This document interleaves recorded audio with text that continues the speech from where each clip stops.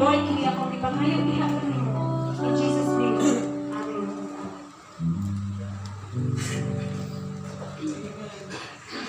Amen. Amen. Hallelujah. Once again, good morning, son. Amen. Hallelujah. And of course, now in relation sa ato ang i-discuss karong kabuntagon, magdula po ko i-share ng verse 6 on it can be found in Ephesians 6:4 that it states, "Fathers, do not exasperate your children. Instead, bring them up in the training and instruction of the Lord." That's why it is on agree kayo son. Tanan kita daya kinahanglan kita anaa naman sa Dios, kinahanglan kita mahimo kitang kahayag ngadto sa atong mga anak.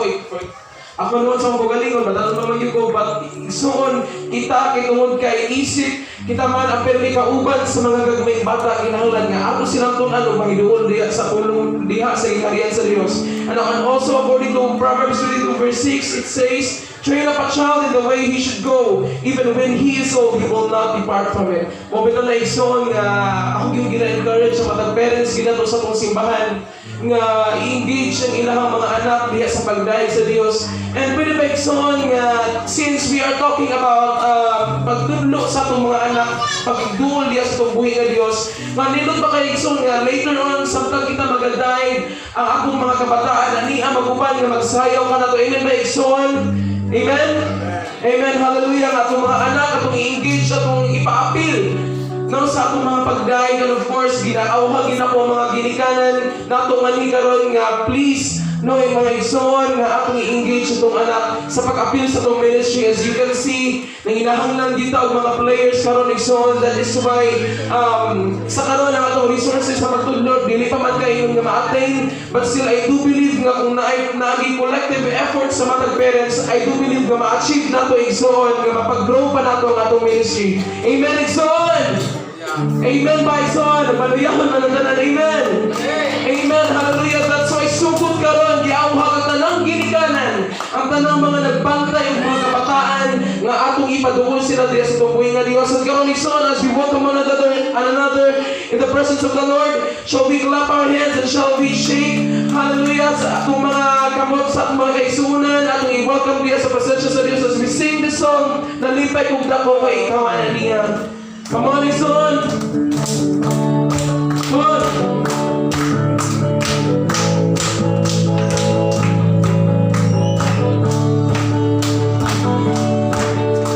Nalipay kong takong na ikaw alian. Nalipay kong takong kaya makakuban at sabda. Nalipay kong takong na ikaw isimba. Ikson ko kumusta ka na pagkaanindot mo simba. Pagkaanindot mo kanta. Kung ang tanang anak sa Diyos, adunay para Diyos sa panagpikil kalitan na mahari unta ang umagawala ang akong kamot. Isun ko kumusta ka, amen? Nalipay ko kay ikaw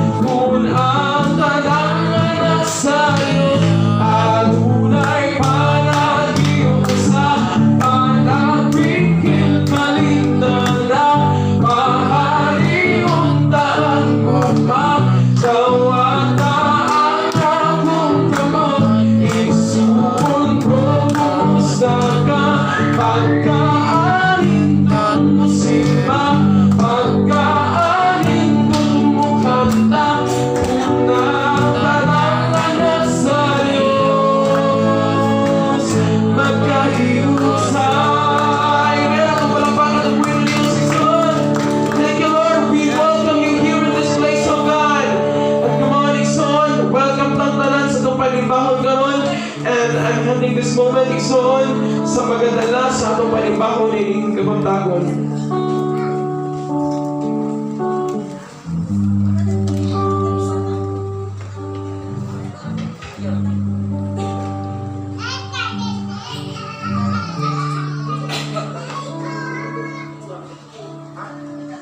Sige man po eh.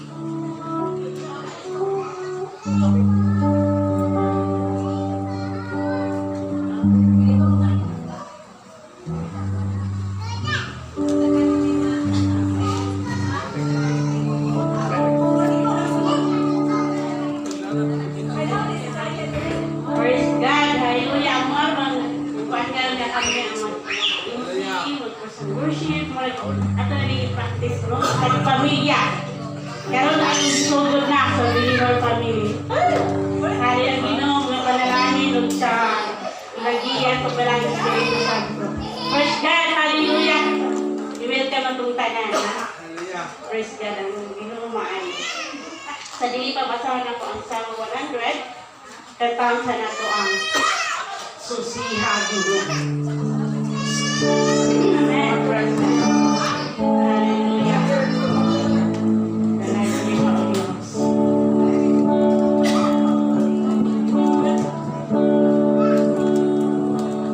Susiha Ginoo. Praise God. Hallelujah. Ikaw na lang kinahanglan